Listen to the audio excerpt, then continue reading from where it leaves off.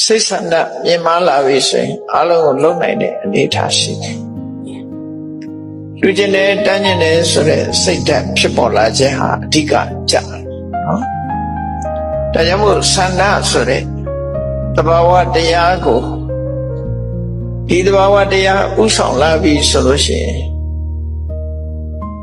တွေ့တာထားတဲ့ပစ္စည်းကိုပဲဖြစ်စေဆုံးလွတ်နိုင်တဲ့အနေအထားမျိုးရှိတယ်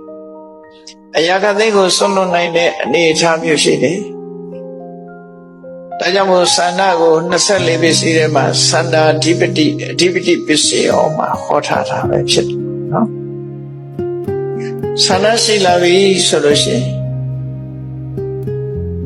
တွေ့တာတဲ့လောဘကိုလည်းဖယ်ရှားပြစ်နိုင်တဲ့စွမ်းရည်တတိရှိတယ်။အဲမို့ဆန္ဒကပို့ပြီးတော့စွမ်းထက်တယ်လို့ပြောမှာဖြစ်တယ်။စိတ်ဆန္ဒကြီးမားတယ်အရာခသိကိုအောင်မြင်စေနိုင်တယ်။တရားကျင့်တဲ့အခါမှာလည်းပဲထက်မြက်တဲ့ဆန္ဒထက်တဲ့ဆန္ဒဟာအမှန်တမ်းအရေးပါတယ်လို့ဆိုတယ်။